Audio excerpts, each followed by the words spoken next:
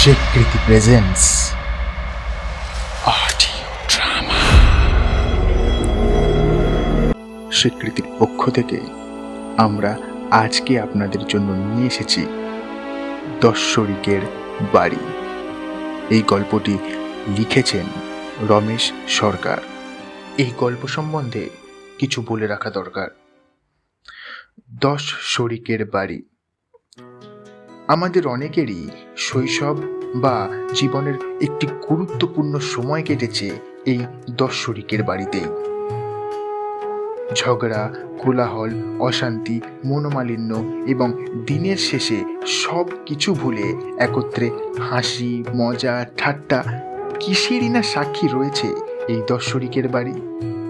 কিন্তু কালের নিয়মে যখন এর এক এক করে সব শরিকই এই অশান্তি, কোলাহল, ঝগড়া ঝাঁটি থেকে ব্যতিব্যস্ত হয়ে এবং আরও একটু সুখে থাকার উদ্দেশ্যে, আরও একটু ভালো থাকার উদ্দেশ্যে, শান্তিতে থাকার উদ্দেশ্যে এবং একাকী থাকার উদ্দেশ্যে এই 10 শরিকের বাড়িকে পর করে আপন করে নিল বহুতল বিশিষ্ট মডার্ন বিল্ডিংয়ের একতলের ছোট্ট খোপ বা ফ্ল্যাটকে। তখন এই 10 শরিকের বাড়ি থেকে এক এক করে মুছে যেতে লাগলো তার নিত্য নৈমিত্তিক ঝগড়া, অশান্তি, কোলাহল, হাসি, ঠাট্টা, মজা সব। পড়ে রইল ভাঙা সিঁড়ি, শ্যাওলা ভর্তি দেওয়াল এবং ভগ্নপ্রায় বাড়িটুকু। শুধু চড়তে বাকি রয়েছে মিউনিসিপ্যালিটির হলুদ কালো বোর্ডে লেখা বিপজ্জনক বাড়ি এর আখ্যাটুকু। এবং এরকমই একের পর এক 10 শরিকের বাড়ি ভেঙেই তৈরি হচ্ছে বহুতল বিশিষ্ট মডার্ন বিল্ডিং। এই নিয়েই আমাদের আজকের গল্প 10 শরিকের বাড়ি। শুরু হচ্ছে 10 শরিকের বাড়ি।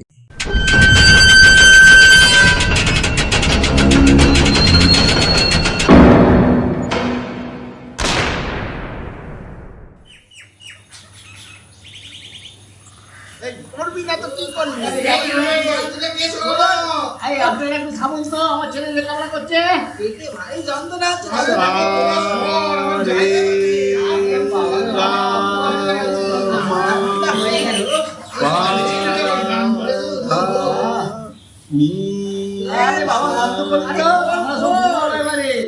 এটা অঘোর বাবুর বাড়ি। অঘোর বাবুর বাড়ি বললে ভুল বলা হবে, এটা অঘোর বাবুদের 10 শরিকের বাড়ি। বাড়িটার বয়স প্রায় 150 বছর হবে। বাড়ির বাইরের প্লাস্টার বলে কিছু নেই, ইটগুলোও যেন দাঁত বার করে হাসছে। বাড়ির গায়ে ছাদের পাঁচিলে গজিয়ে উঠেছে বট অসত্যের ঝাড়। বাড়ির জানলা দরজার অবস্থাও খুবই করুণ। বাড়ির উঠোনে ভর্তি শ্যাওলা আর আগাছা আর নোংরা। সন্ধ্যার পর বাড়ির উঠোনে কোনো প্রকারে জ্বলে ওঠে একটা টিমটিমে আলো। সেই আলোতে চেনা মানুষও হয়ে ওঠে অচেনা। বাড়ির মধ্যে একটা ঘর ছাড়া সবকটি ঘরে ভাড়াটে ভর্তি। তাদের কলরবে মুখর হয়ে থাকে বাড়িটা, কখনো জল নিয়ে, কখনো বাথরুম নিয়ে, কখনো আবার কাপড় মেলা নিয়েও নিত্য নতুন ঝুটঝামেলা লেগেই থাকে। পাড়ার সকলের এ ব্যাপারে গা সওয়া হয়ে গেছে। সময় রাত 9টা। ন্যাপলা আর বুলেট অঘোর বাবুদের বাড়ির সামনে এসে দাঁড়ায়। এই বুলেট, এ আবার কোথায় নিয়ে এলি? আরে নেপলাদা, আমাদের পাড়ারই তো বাড়ি, চিনতে পারছো না? দিনের বেলা তো দূর থেকে দেখেছি, কিন্তু কিন্তু কি নেপলাদা, রাতের বেলা একদম অন্য রকম লাগছে। হ্যাঁ তা অবশ্য একটু লাগবে। আর নেপলাদা চলো দরজা খুলে বাড়ির ভেতরে যাই। ভেতরে যাব? ভেতরে যাবো মানে? তুমি কি বাড়িটা থেকে ভয় পেয়ে গেলে? তোর ভয় পাবো কেন? আমার নাম ন্যাপলা মিত্তির। যেন ফেলু মিত্তিরের ভাই। চলো চলো তাহলে চল। আরে অগরদার সঙ্গে বাড়ির ব্যাপারে সকালবেলা বাজারে পুরো কথাবার্তা হয়ে আছে। তোমাকে শুধু অগরবাবুর সামনে শো করবো, ব্যাস, তারপরে কাজ হাসিল। চলো চলো ভেতরে চলো। ড্যাপলার বুলেট দরজা খোলে এবং দুজনে উঠোনে এসে দাঁড়ায়।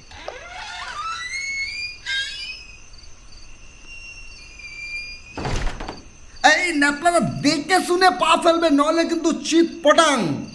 আরে উঠোন ভর্তি শ্যাওলা আর নোংরা। আরে ঠিক আছে ঠিক আছে, তুই বরঞ্চ ঠিক করে যা। ন্যাপলাদা, এ বাড়ির জিওগ্রাফি আমার সব জানা আছে। কতবার এ বাড়ির ছাদ থেকে আমি ঘুরে উড়িয়েছি জানো তো।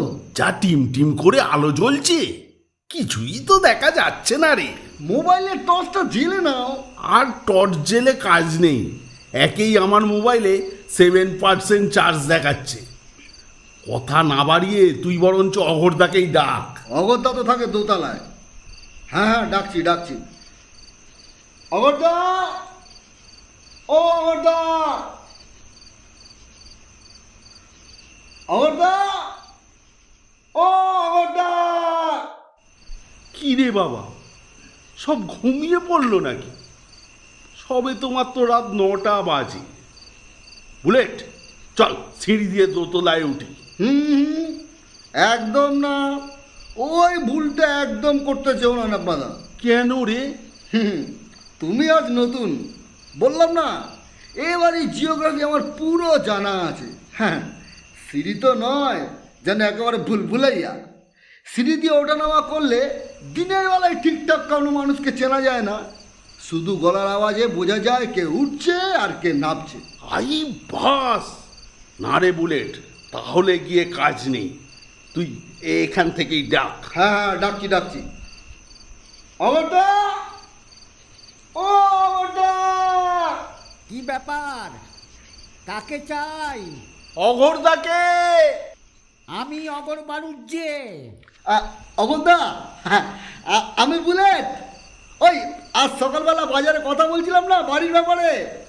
তা তোদের তো সন্ধ্যার পর আসতে বলেছিলাম। আমরা তো সন্ধ্যে আর রাতের মাঝামাঝি সময় এসছি অগরদা। আপনার সঙ্গে খুব জরুরি দরকার ছিল। অগরদা, হ্যাঁ, একবার নিচে আসুন না, তারপর সব বলবো। আবার নিচে আসতে হবে? প্লিজ আসুন একবার। আচ্ছা, আসছি। হ্যাঁ, তাহলে খুব ভালো হয়। নমস্কার অঘোরদা, নমস্কার। আমাকে চিনতে পারছেন তো? চিনতে পারবো না কেন? তোমরা তো সব পাড়া তুতো দাদা, তাই না? কি যে বলেন অগরদা। তা তোমরা বলো কি জন্য এখানে এসেছো? আরে সকালবেলা বলছিলাম না বাড়ির ব্যাপারটা। তখন বাজার করার মুডে ছিলাম, তোমার কথার দিকে আমি ঠিক গুরুত্ব দিইনি তখন। আলোচনাটা বসে ধীরে সুস্থে করলেই ভালো হয় না অঘোরদা? হ্যাঁ, আলোচনাটা যেন গোচনা না হয়ে যায়। না, কি যে বলেন দাদা। এখানে না দাঁড়িয়ে ওপরে চলো, বসেই আলোচনাটা সারা যাক। হ্যাঁ হ্যাঁ, সেটাই ভালো, সেটাই ভালো। হ্যাঁ হ্যাঁ, সেই ভালো। অঘোরদা, বুলেট ও ন্যাপলাদা আস্তে আস্তে সিঁড়ি দিয়ে ওপরে উঠতে থাকে। আগে ওঠে অঘোরদা এবং তার পিছু পিছু বুলেট ও ন্যাপলাদা। এই সাবধানে এসো তোমরা। হ্যাঁ, চিন্তা করবেন না, আমরা ঠিক চলে যাব। ওরে বাবা, কি অন্ধকার রে! বুলেট, তোর মোবাইলের আলোটা চালা দেখি। হ্যাঁ হ্যাঁ, জ্বালছি, দাঁড়াও। কি ব্যাপার? অগরদা কোথায় গেল? এই অগরদা! আমি আছি আছি, ভয় পাবার কিছু নেই। তোমরা গোটা 25 সিঁড়ি গুনে গুনে আসবে, আর দেয়াল ধরে থাকবে কিন্তু। ঠিক আছে ঠিক আছে অগরদা।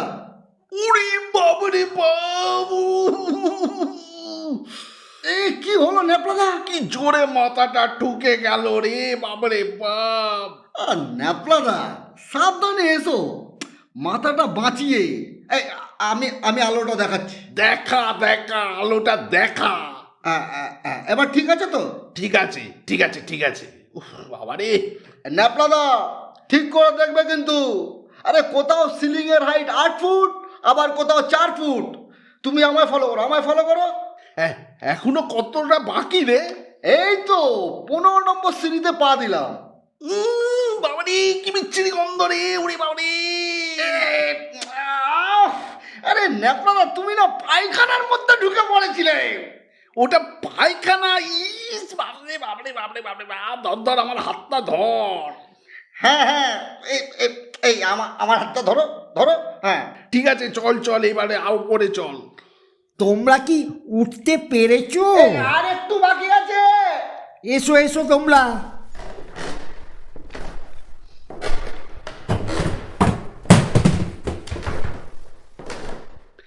এই তো অগরদা, আমরা এসে গেছি। ও, কি সিঁড়ি আপনার! ওই সিঁড়ি যে কি সাংঘাতিক জিনিস, কতজনকে যে হাসপাতালে পাঠিয়ে ছেড়েছে তার হিসেব নেই। বলেন কি অগরদা, এই সিঁড়ি যে বানিয়েছে তাকে তো নোবেল পুরস্কার দেওয়া উচিত। তা অবশ্য মন্দ বলনি। এসো, এবার এই বারান্দার বেঞ্চিটায় বসো। তবে হ্যাঁ, পেছনের দিকে হেলান দিয়েও না যেন, তাহলে সোজা গিয়ে একতলায় উঠোনে গিয়ে পড়বে। রেলিংগুলো পলকা কি না! ওরে দাদা, এ তো দেখছি হরর ফিল্মের মতো। হ্যাঁ, একেবারে মরণ ফাঁদ। তা মন্দ বলনি। এবার বলো, কি জন্য এসেছো? এই কি জন্য এসেছি জানো, কি জন্য এসেছি? দাঁড়ান দাঁড়ান দাঁড়ান, বলছি। ও হ্যাঁ, মনে পড়েছে। আমি হচ্ছি ন্যাপলা কনস্ট্রাকশনের মালিক। আপনার বাড়িটা আমরা একটু প্রমোটিং করতে চাই। ও তাই, ভালো কথা। তবে এটা আমার একার বাড়ি নয় তো, 10 শরিকের বাড়ি। 10 শরিকের? একেবারে চমকে উঠলে যে! এই চমকাবার কি আছে? শুধু 10 শরিকই নয়, শরিক পিছু একটা করে ভাড়াটে আছে, মানে 10-10টা ভাড়াটে। বলেন কি অগত্যা? ঠিকই বলছি রে বাবা মার, মিথ্যে বলে লাভ আছে আমার? দেখতেই তো পাচ্ছ, নিচে 6 ঘর ভাড়াটে আর ওপরে 4 ঘর। আর আমার পরিবার থাকে একটা ছোট্ট পায়রা খোপের মতো ঘর নিয়ে। বলো, কে না চায় ভালোভাবে থাকতে? সবই আমার কপাল। বহু বছর ধরে অনেকগুলো প্রমোটার আমার কাছে এলো, কিন্তু এই বাড়ির পাওনা গণ্ডা নিয়ে হিসাব করতে করতে তারা প্রায় পাগলের মতো হয়ে গেল। তাদের আর এই তল্লাটা দেখতেও পাই না। ওরে দাদা, আপনাদের বাড়িতে কর্পোরেশন এখনো বিপজ্জনক নোটিশ ঝোলায়নি? ঝোলাবে করছে, তবে সেটা এখনো ঝুলিয়ে আছে। ওই বাস, এখনো ঝুলায়নি? অগরদা, আপনি একদম চিন্তা করবেন না। এই ন্যাপলা যখন এসেই পড়েছে, দেখবেন তখন সব ঠিকঠাক হয়ে যাবে। তা ভালো। তবে 10 শরিক কি এক করতে পারবে তো? এ আর এমন কঠিন কি কাজ? আপনি হাসলেন যে বড়। স্বয়ং ভগবান আসলেও পারবে কিনা সন্দেহ। সব ছড়িয়ে ছিটিয়ে কে কোথায় আছে তা আমি নিজেও জানি না রে। এই যে একবারে লাপাতা ফ্যামিলি। হ্যাঁ, তা অবশ্য মন্দ বলনি। আপনার কাছে ওনাদের মোবাইল নম্বর নেই? হ্যাঁ, তা আছে। তাহলে তো কেস সলভ হয়েই গেল। বহু পুরনো নম্বর তো, আমি বহুবার ওদের খোঁজ নেবার চেষ্টা করেছি, কিন্তু একবারের জন্য ফোন লাগেনি। নম্বর যদি চাও আমি দিয়ে দিতে পারি। তাহলে কি হবে রে বুলেট? কি আবার হবে? তুমি মাথা থেকে একটা প্ল্যান বার করো। আমার মাথায় যে কোনো প্ল্যানই আসছে না রে বুলেট। ঘেঁটে একবারে সব ঘ হয়ে গেছে। হিসেব নিকেশ তো সব গুলিয়ে যাচ্ছে রে। যদি সব শরিককে খুঁজে পাই, তবে তো ভাগ দিতে দিতে আমার অবস্থা খারাপ হয়ে যাবে রে। তার উপর আবার ভাড়াটে আছে। উফ, আমার মাথায় কিছু আসছে না রে বুলেট। আচ্ছা, এই ভাড়াটেগুলোকে যদি ভয় দেখিয়ে তুলে দেওয়া যায়? হুম, অমন কাজটি একদম করতে যাবে না, তাহলে নিজেদের বিপদ নিজেরাই ডেকে আনবে। বিপদ কেন বলছেন অগরদা? জানো, এ বাড়িতে টোটাল 42 জন লোকজন থাকে। তারা যদি রুখে দাঁড়ায়, সামলাতে পারবে তোমরা? সব 3-4 পুরুষের ভাড়াটে ওরা। না না, ও সব ঝামেলায় গিয়ে আর কাজ নেই। হ্যাঁ হ্যাঁ, সেই ভালো। এখানে ফ্ল্যাট বাড়ি হলে আমারই ভালো হবে, এইভাবে আর থাকতে হবে না আমাদের। কি বুঝছো ন্যাপলাদা? আর বুঝে কাজ নেই। তবে তোমরা ভালো করে হিসাব নিকাশ করতে থাকো আর আমাদের 10 শরিকের খোঁজ খবরের বন্দোবস্ত করো, তারপর নয় আমাকে খবর দিও। হ্যাঁ, সেই চেষ্টাই আমাকে করতে হবে। ন্যাপলাদা, ব্যাপারটা হাই রিস্ক হয়ে যাচ্ছে না? আরে শরিকের খোঁজ খবর নিতে নিতে তো জীবন কেটে যাবে। গুরু, তুমি কিন্তু একেবারে পুরো লসে রান করবে। দেখ বুলেট, পাড়ার মধ্যে আমার পাওয়ারটা তো আমি দেখাতে চাই। যা ভালো বোঝো তাই করো, পরে কিন্তু আমাকে বলতে আসবে না এই তোর জন্য আমি লস খাচ্ছি। এই বাড়ির মায়া ত্যাগ করে অন্য কোনো বাড়ির খোঁজ খবর নাও যেখানে আমাদের মতো 10 শরিক থাকবে না। হ্যাঁ, ভাবছি তাই করব। ন্যাপলাদা, যা হওয়ার নয় তা নিয়ে মাথা ঘামিও না। তা সিঁড়ি দিয়ে নিচে নামার কথা ভাবলে এখনই আত্মারাম খাঁচা হয়ে যাচ্ছে। এই বুলেট, তুই তো একটু আগে বললি না এবারই জিওগ্রাফিটা তো সব জানা আছে? হ্যাঁ বলছিলাম, তা এখন তো দেখছি জিওগ্রাফি পুরো চেঞ্জ হয়ে গেছে। চলো ন্যাপলাদা। হ্যাঁ হ্যাঁ, তোমরা এবার এসো, আমাদের আবার রাতের খাওয়া শোবার সময় হয়ে গেল তো। আর হ্যাঁ শোনো, এ বাড়ি নিয়ে বেশি চিন্তা করো না, তাহলে মাথার ব্যামো হতে পারে। হ্যাঁ হ্যাঁ, আমরা যাচ্ছি। এই বুলেট, এখনই আমার মাথাটা কেমন ঘুরছে রে। আরে ঘুরবেই তো, আজ পর্যন্ত এই কঠিন হিসাব কেউ মেলাতে পারেনি। কতজন এলো আর কতজন গেল। এই চলো তো ন্যাপলাদা, চলো। হ্যাঁ হ্যাঁ, চল চল চল, তাই চল। হ্যাঁ হ্যাঁ, যাও তোমরা, সিঁড়ি দিয়ে সাবধানে নামবে কিন্তু। একটু অন্যমনস্ক হলে একেবারে চিৎপটাং।